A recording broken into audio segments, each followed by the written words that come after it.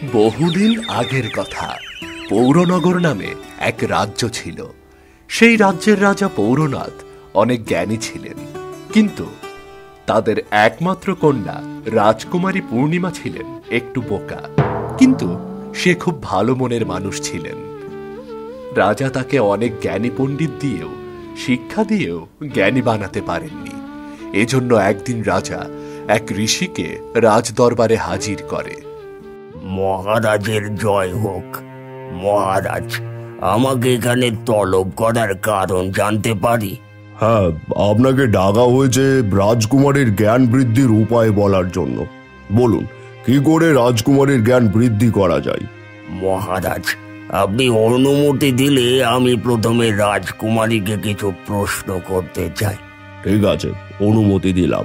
আপনার যা প্রশ্ন করার করতে পারেন।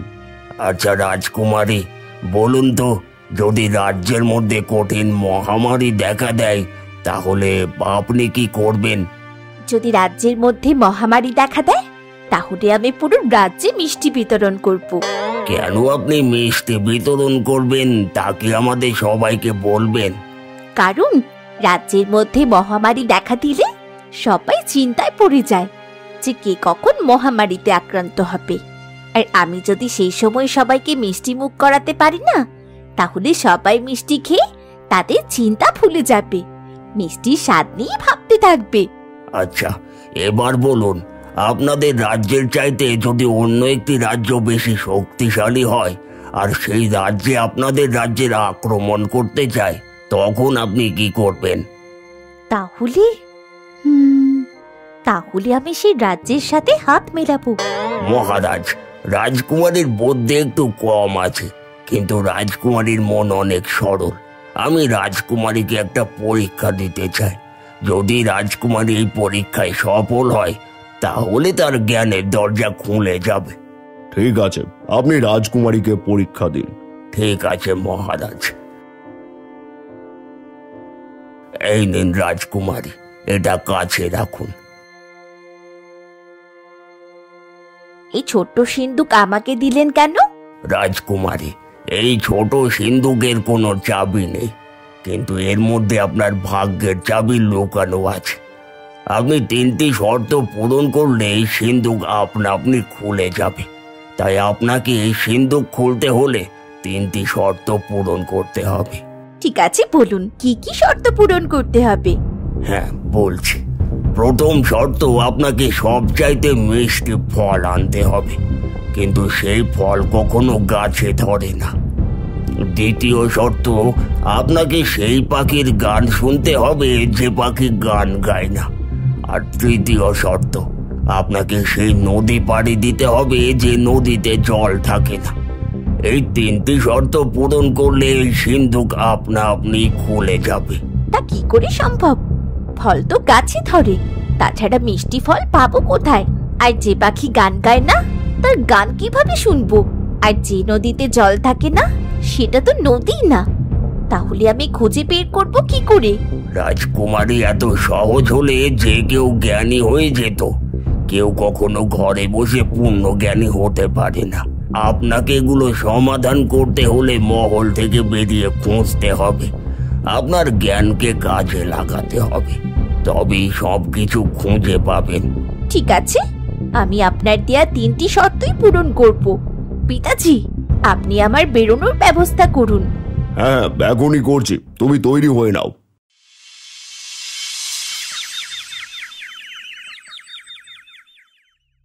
রাজকুমারী ঋষির দেওয়া শর্ত পূরণের জন্য মহল থেকে বেরিয়ে পড়ে।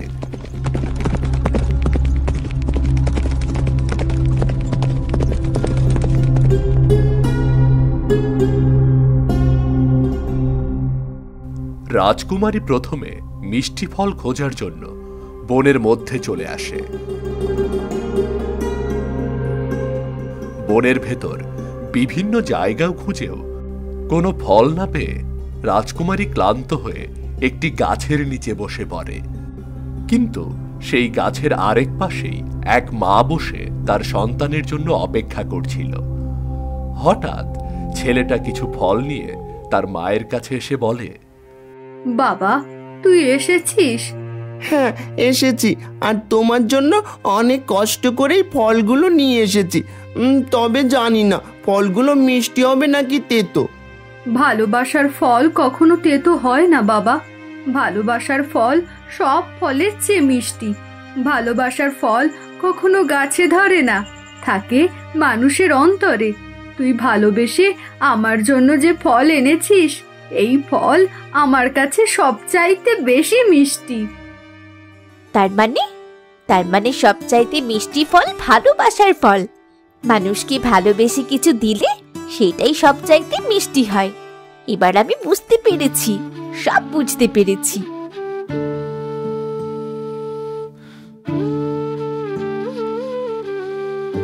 এই যে বাবু, আমি তোমার জন্য ফল এনেছি, তুমি কি নেবে? আর তোমার একটা ফল আমায় দেবে? হ্যাঁ, নেব না কেন? কেউ যদি কিছু দেয় তাহলে তাকে না বলতে নেই, আর সাথে তাকেও কিছু দিতে হয়। এই নিন। হ্যাঁ হ্যাঁ, নিন।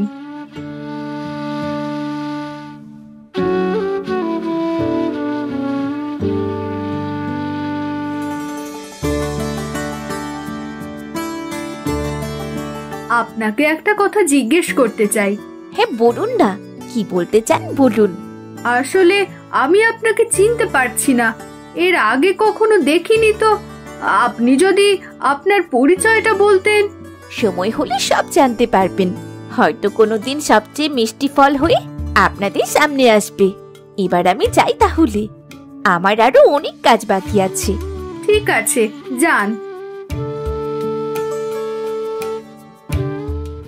এরপর রাজকুমারী বেরিয়ে পড়ে তার দ্বিতীয় শর্ত খোঁজার উদ্দেশ্যে। দ্বিতীয় শর্ত ছিল, যে পাখি গান গায় না সেই পাখির গান শুনতে হবে। রাজকুমারী বন, জঙ্গল, লোকালয়, পাহাড়, পর্বত খুঁজেও সেই পাখির সন্ধান পেল না। সে চিন্তিত হয়ে এক রাস্তা দিয়ে যাচ্ছিল। হঠাৎ সে দেখতে পেল এক বৃদ্ধা মহিলা একটা পুটলি নিয়ে রাস্তা দিয়ে চোখের জল ফেলতে ফেলতে যাচ্ছে। তখন রাজকুমারীর বৃদ্ধের প্রতি মায়া হয়। রাজকুমারী বৃদ্ধের সামনে গিয়ে দাঁড়ালেন। কি আপনি? আর এভাবে চোখে জল ফেলতে ফেলতে কোথায় যাচ্ছেন? কোথায় আর যাব, ছেলে মেয়ে ওর বাবা সহ মহামারীতে মারা গেছে। এখন আমাকে গ্রামের কেউ দেখতে পারে না, তাই অন্য কোথাও চলে যাচ্ছি। কিন্তু কোথায় যাবেন তা কি জানা আছে? কোথায় আর যাব, দু চোখ যেদিকে যায় সেদিকেই যাব। কিন্তু সেখানে গিয়েও যদি আপনাকে কেউ সাহায্য না করে, তখন কি করবেন? কি আর করব, দুঃখের কথা বলে নিজের গ্রামেই তো থাকতে পারলাম না। হয়তো সেখানে গিয়ে মনের মধ্যে কষ্ট জমা রেখে মরে যাব। মনের কষ্ট মনের মধ্যে রেখে মানে? বুঝতে পেরেছি, আমি বুঝতে পেরেছি। গান না গাওয়া পাখির গান কি বুঝতে পেরেছি আমি। মানুষের না বলা কষ্টগুলো, সেটাই হলো গান না গাওয়া পাখির গান। তার মানে আমাকে মানুষের মনের কষ্টগুলো শুনতে হবে। হ্যাঁ, গান না গাওয়া পাখি আর অন্য কেউ নয়, মানুষ। যারা নিজেদের মনের কষ্ট নিজের মধ্যে চেপে রাখে তারাই গান না গাওয়া পাখি। আর বুকের মধ্যে যে কষ্ট চেপে রাখে সেটাই গান না গাওয়া গান। এই নিন, এইটা বিক্রি করলে আপনি আপনার বাকি জীবন আরাম আয়েসে বসে কাটাতে পারবেন। যান, আপনি আপনার বাড়ি ফিরে যান। এ কি করছিস? এই সামান্য বুড়ির জন্য তুই নিজের গলার হাড় খুলে দিচ্ছিস? হ্যাঁ বুড়িমা, আমার চাইতে এটা আপনার বেশি প্রয়োজন। নিন এটা। তুই অনেক ভালো, তুই আমার মনের কষ্টগুলো বুঝতে পেরেছিস। হ্যাঁ, আমি এমন ভাবেই গান না গাওয়া পাখির গান শুনতে চাই, যাতে সবার না বলা কষ্টগুলো আমি বুঝে তাদের সাহায্য করতে পারি। তুই কোনো সাধারণ মেয়ে না, নিশ্চয়ই তোর মধ্যে কোনো ভালো গুণ আছে। উপরওয়ালা তোর মঙ্গল করুক, মঙ্গল করুক।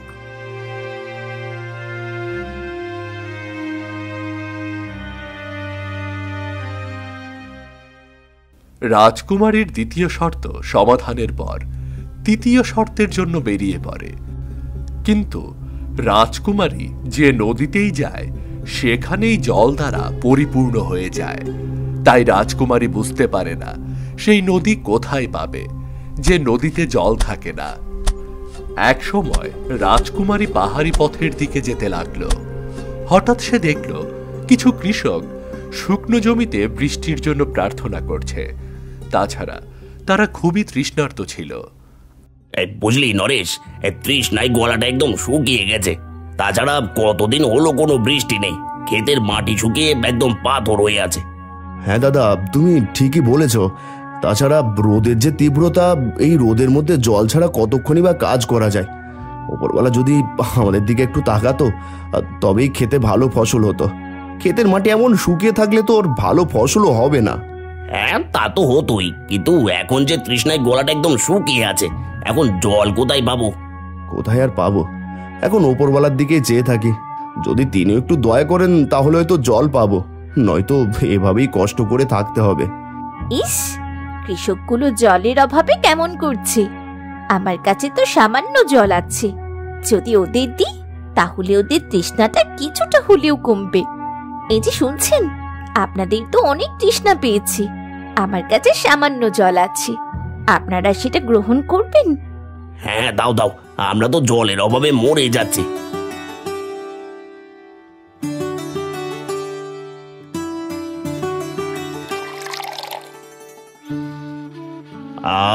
জল পান করে হৃদয়টা একদম শীতল হয়ে গেল। ধন্যবাদ তোমাকে, তোমার দেয়া জল আমাদের কাছে নদীর জলের মতোই অমূল্য। তার মানে যেই নদীতে জল নেই সেই নদী হলো মানুষের তৃষ্ণা, আর সেই নদী পার হওয়া মানে মানুষের তৃষ্ণা মেটানো। বুঝতে পেরেছি, আমি সব বুঝতে পেরেছি। হ্যাঁ রাজকুমারী, এই জল আমাদেরকে নতুন করে বাঁচালো। আপনি জল না থাকা নদীতে নতুন করে জল দিলেন, আপনাকে অনেক ধন্যবাদ। হ্যাঁ রাজকুমারী, আপনি এই তৃষ্ণার্তদের জল পান করালেন। ওপরওয়ালা আপনার মঙ্গল করুক। এটা আমার দায়িত্ব, এখন থেকে সবার তৃষ্ণা মেটানোর দায়িত্ব আমাকেই নিতে হবে। এবার আমি আমার সব শর্তের উত্তর পেয়ে গেছি, এখন আমি চললাম।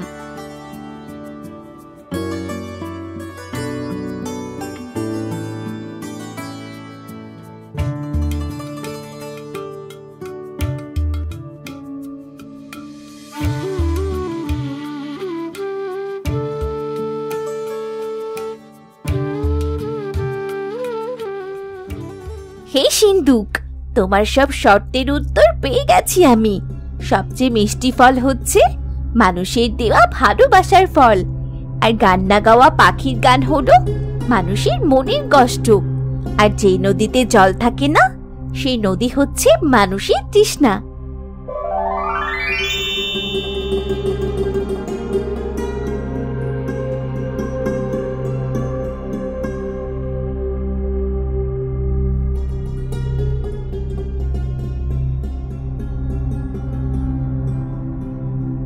রাজকুমারী, আপনি আপনার পরীক্ষায় পাশ করেছেন।